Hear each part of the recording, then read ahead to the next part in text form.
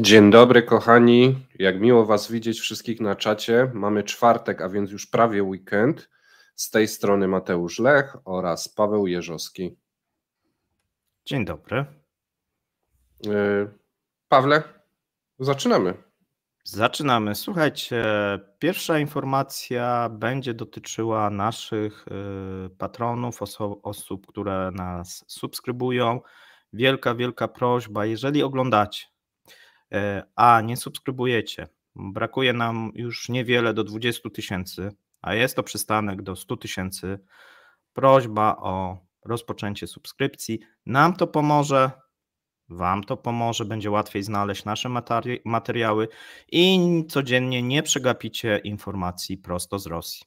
A dzisiaj wyjątkowy odcinek, ponieważ zajrzymy sobie na rosyjską giełdę, bardzo wyjątkowo.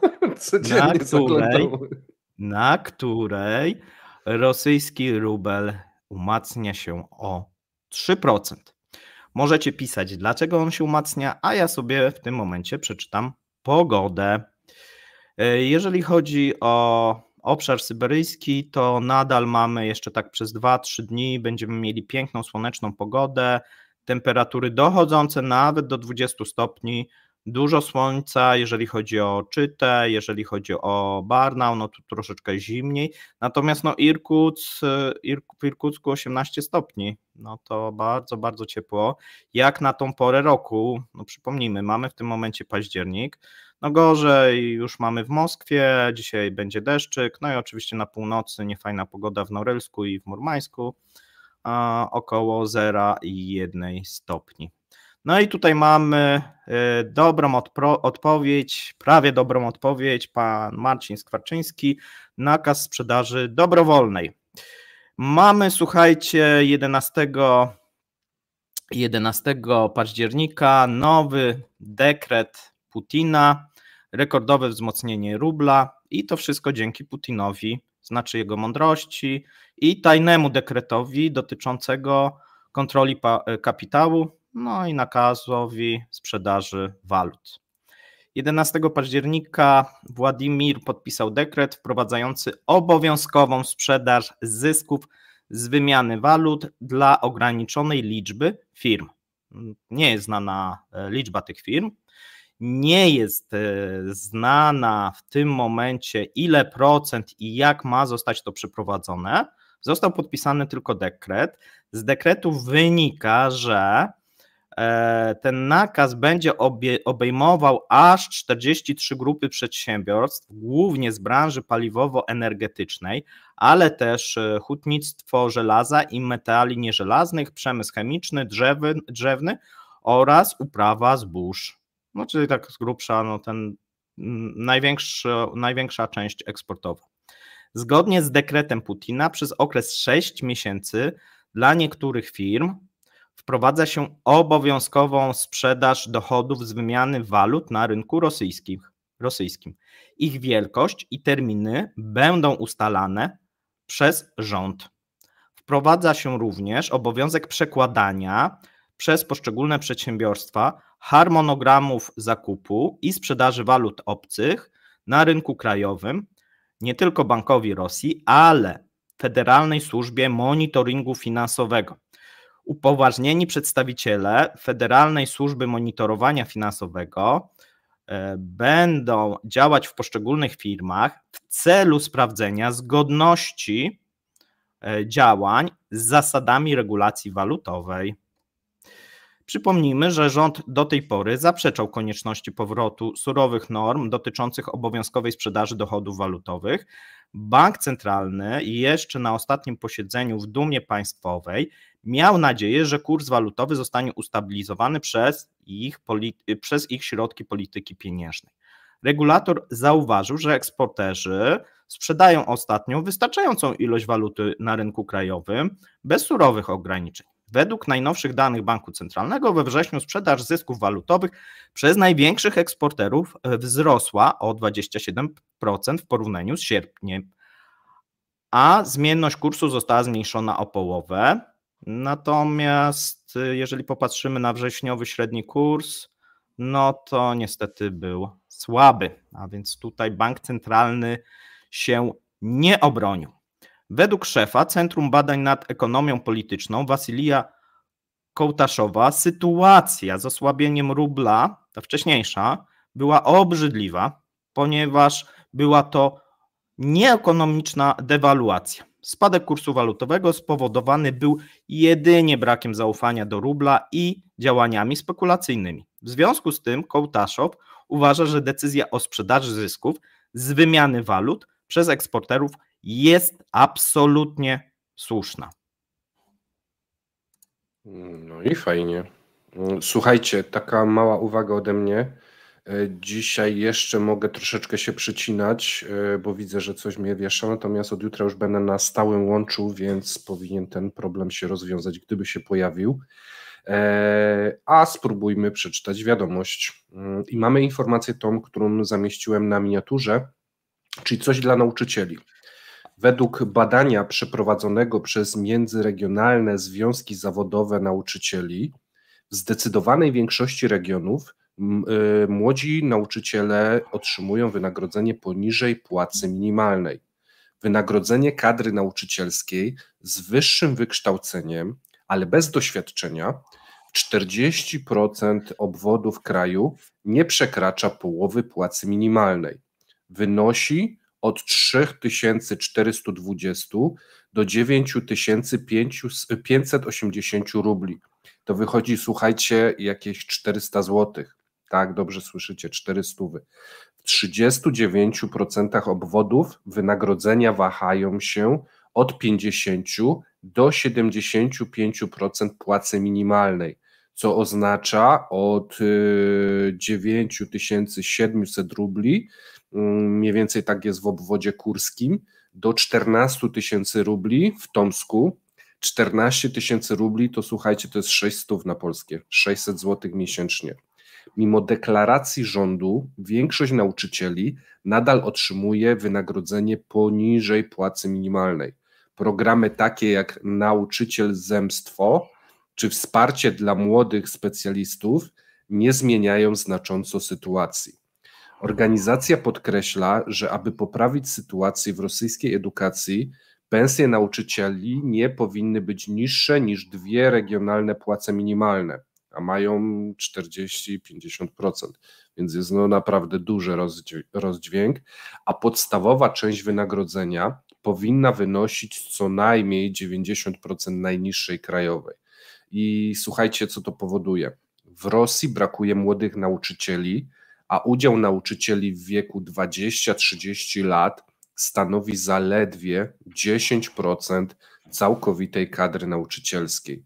Sytuacja jest podobna w grupie wiekowej 30-40 lat, gdzie liczba nauczycieli nie przekracza 10%.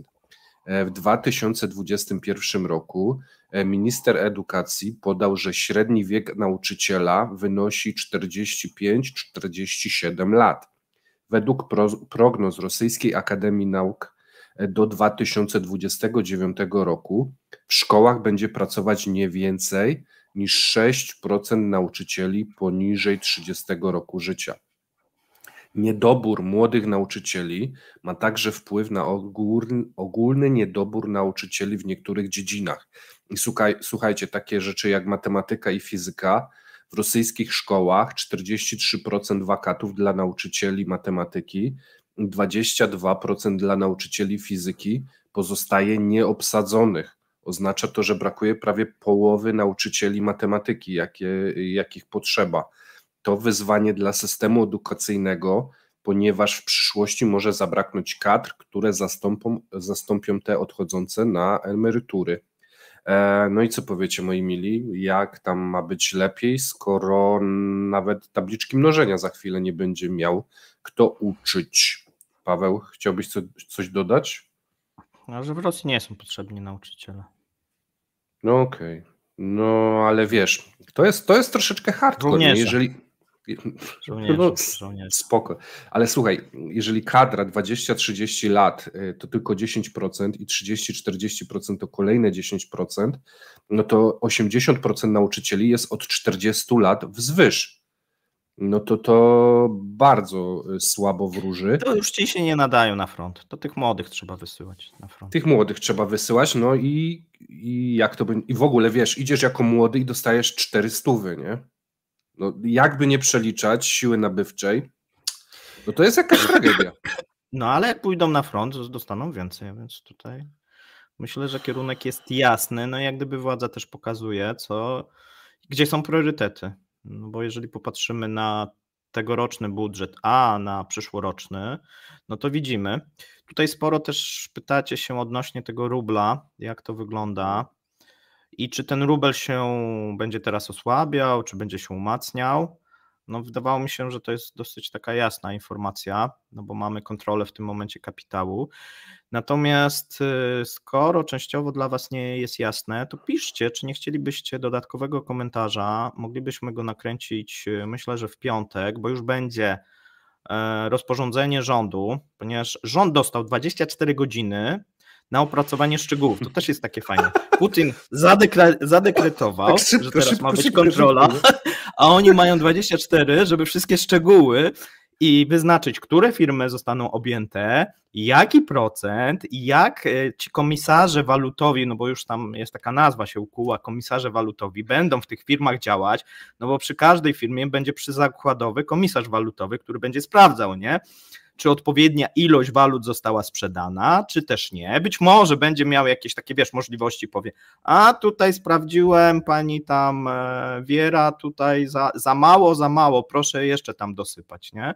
No nie wiemy, jak to będzie wyglądać, ale żeby opracować szczegóły, to mi się wydawało, że no taki plan, no to tak z pół roku, a tu 24 godziny, a więc rosyjska władza ma coraz większy rozmach. Ty, a ile trzeba kopii tego wydrukować później, jak coś napiszą? Nie no, teraz mogą elektronicznie wysłać, powiedzą, że jest do ściągnięcia na stronie tak to rozporządzenie i tyle, nie? I mają z bani, a więc to są te zalety obecnych czasów, no bo wcześniej faktycznie musieliby to wydrukować, wysłać, poinformować. Czy drukarki by dały radę, nie? Tylko, wiesz, nie? A teraz tylko ogłoszą, że tak jest i sobie tam ściągnijcie, sprawdźcie i to wchodzi. No i też nie wiadomo, kiedy to wchodzi w sumie, nic nie wiadomo na dzień dzisiejszy. No na giełdzie jest taka mini panika. Wydaje się, że to wchodzi zgodnie z tym dekretem już od października, czyli jak gdyby po to jest te 24 godziny, żeby oni opracowali te szczegóły i rozesłali. I co dzisiaj mamy? 10. No to żeby od poniedziałku powiedzmy jak 10? 12 jest. Ej, co ty? 12, tak, 12, żeby od poniedziałku weszło, od połowy miesiąca. No i pozamiatane. Słuchajcie, to jest o wiele gorsze rozwiązanie niż to, które było w zeszłym roku, kiedy oni musieli sprzedawać 80%, pomimo tego, że prawdopodobnie będą musieli sprzedawać mniej. Natomiast tu co innego jest groźne. No właśnie, piszcie właśnie co i jak wam ten się pomysł podoba, bo dla mnie, no jak ja dzisiaj to przeczytałem, no to, znaczy ja wiedziałem, że coś takiego nastąpi, mówiłem w sobotę, że coś takiego powinno nastąpić, tego się spodziewaliśmy, ale chyba nie w tej formie i nie dekretem i nie bez przygotowania, no i nie tak, że jedni dostaną, inni nie dostaną, nie wiadomo kto, nie wiadomo kiedy, nie wiadomo co. No sobie wyobrażam już firmy, które tam ustawiają się w kolejce, żeby tam odpowiednią tam zapłacić, żeby nie być na tej liście na przykład. Słuchaj, żeby przygotować 20-minutowy odcinek na YouTubie, to 24 godziny to czasem jest mało i wiesz, i pędzimy. Tak, 24, nie? Więc, słuchajcie, no w tym rosyjskim rządzie zaczynają w końcu ciężko pracować, trzeba im przyznać, tak? Żeby tutaj różne pomysły i dekrety Putina wcielać w życie. Sobie trochę żartuję, a trochę nie, bo oczywiście oni się przygotowywali, natomiast ten dekret trochę jednak zaskoczył, również myślę, że rząd. A dlaczego ten dekret powstał? No to wtorkowe posiedzenie Dumy widocznie Putina nie napawało optymizmem i wystąpienie Nabiuliny, która jest na bardzo, bardzo ostrym zakręcie, no bo zobaczcie, w tym momencie no rola banku centralnego będzie no taka, no co on będzie robił? No już coraz mniej będzie robił, nie? Bo coraz mniejsze możliwości ma. Panie Darku, tak, nagraliśmy to 2 dni temu i teraz odpowiadamy z wyprzedzeniem panu. Tak, antypatia. Tak, wiedzieliśmy, że coś takiego nastąpi. Tak. Dobrze, przejdźmy, słuchajcie, do następnej informacji. A następna informacja, no też jest bardzo ciekawa. Dzisiaj trochę taki satyryczny chyba, przynajmniej mi się wydaje, bo ta informacja o tym rublu jest dla mnie satyryczna. Natomiast będzie gazyfikacja dla żołnierzy, weteranów i ich rodzin. Prezydent Kurczę, Rosji ja nie przeczytałem tego dla tam i mówię, o czym ty będziesz mówił.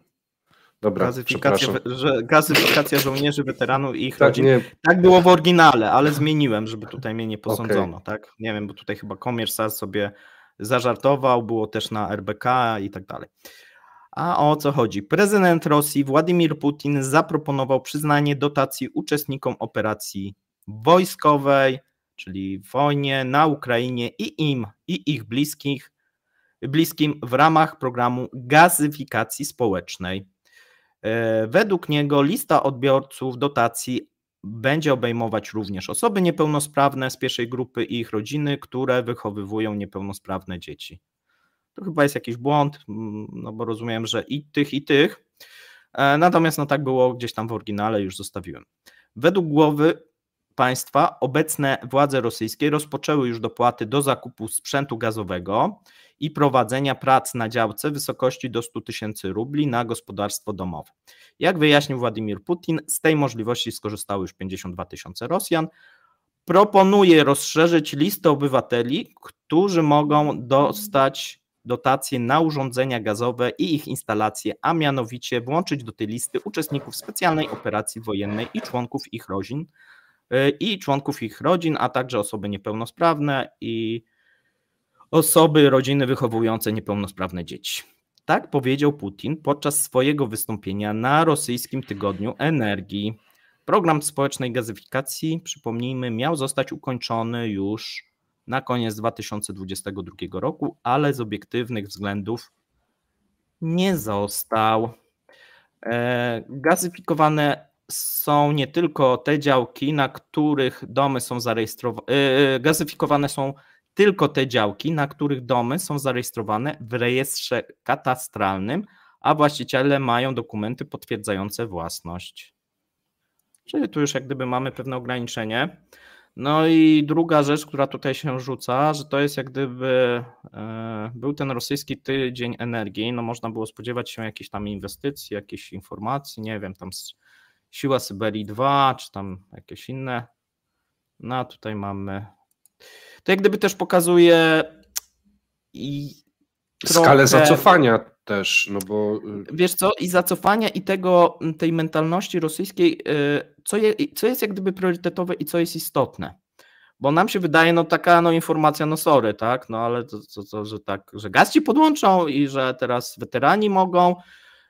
No okazuje się, że dla wielu Rosjan jest to istotne, bo oni byli w wielu miejscach wykluczeni. Ta gazyfikacja, jeżeli chodzi o Rosję, ma się gorzej niż państwa zachodnie i być może to będzie zmiana, chociaż ja tutaj nie wieszczę dużego sukcesu temu programowi.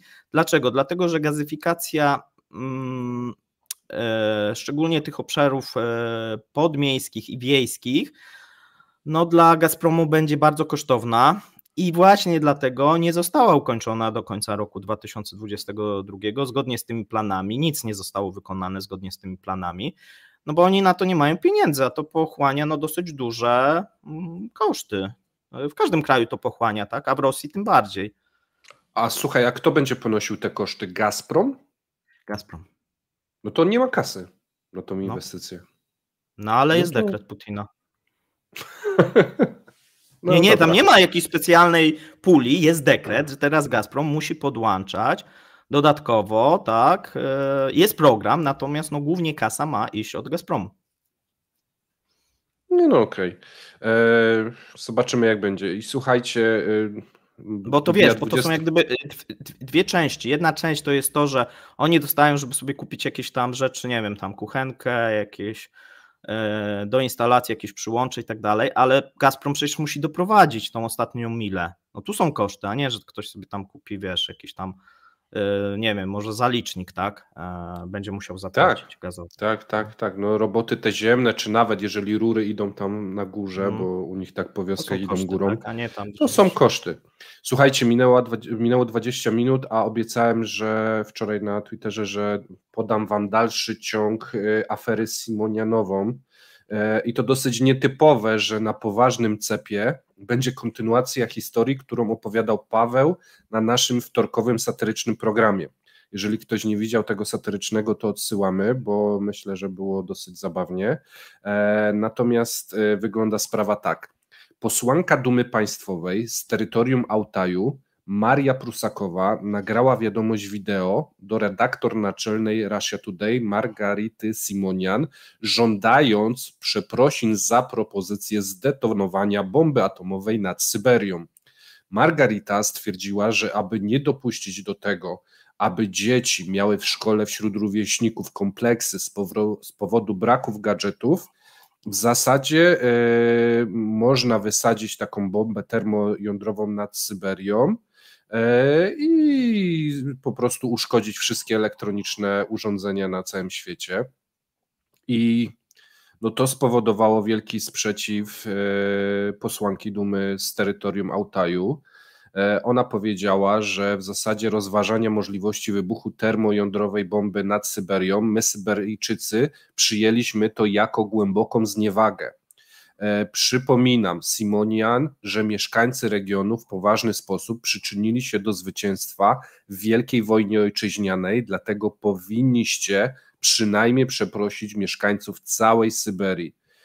Podkreśliła Prusakowa, dodając, że nawet dzisiaj są ludzie, którzy cierpią z powodu skutków wybuchów na poligonie Semipałtyńsku, gdzie przeprowadzono ponad 460 testów nuklearnych w latach 1949-1989. Wypowiedzi Simonian skomentował także burmistrz Nowosybirska Antoni Łokot, z wykształcenia, słuchajcie, fizyk. Według niego taka eksplozja spowoduje poważne konsekwencje, które ludzie będą odczuwać przez tysiąclecie. I tu jest jego cytat. Ponieważ powstają pierwiastki niestabilne, których okres półtrwania wynosi setki, a niektórych nawet 1000 lat, wezwał do bardzo odpowiedzialnego podejścia do problemu naziemnych testów termojądrowych. No i tu, jeżeli chcecie dokładniej wiedzieć, co tam się działo i jak myśmy sobie z tego śmieszkowali, to zapraszam na wtorkowy odcinek, tam jest afera czekoladowa, możecie sobie wpisać w YouTube'ka. To była jedna z historii, natomiast no, widać wywołała wzburzenie wśród mieszkańców Syberii. O, i dziękujemy panu Chrisowi. Z tym mam dwa pytania do ciebie. No. Czy przeprosisz za wtorkowy program po publikacji? Tak jak widzicie tutaj, powinieneś przeprosić tutaj Sybiraków, osobę mieszkającą na Syberii, tak. No bo też głosowałeś za, przypominam. Nie, przepraszam, ja się wycofałem z głosowania, bo ale wiesz, ale materiał poszedł, tak? Materiał poszedł. Ja ze swojej strony oczywiście przepraszam, jestem tutaj... No ja nie mam za co, bo ja się wycofałem. Jeszcze na nagraniu. Do polityki powinieneś w takim razie chyba ten. I druga rzecz, bo ludzie się pytają, kiedy będzie rozwiązanie afery czekoladowej, bo zobowiązałeś się na wizji, że sprawdzisz, zjesz 300-gramową czekoladę. Nie, że sprawdzę, żebyś się do tego ustosunkował. Tak, sprawdzić czy 7 i zjesz. No jak się tutaj organizm zachowuje po zjedzeniu czekolady 300-gramowej. Więc pytanie jest, kiedy to w końcu zrobisz. Ja chciałem powiedzieć, że wczoraj w sklepie liczyłem te paski na czekoladzie.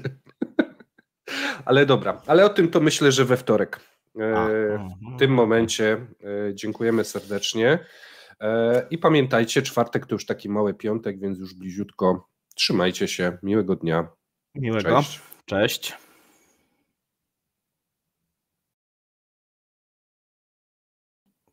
Ja puszczam. Koniec. Tak, i ty stopujesz, tak? Pamiętaj o tej czekoladzie. Będzie live, słuchajcie, z czekoladą na Mówię Mateusza. Trzymajcie się.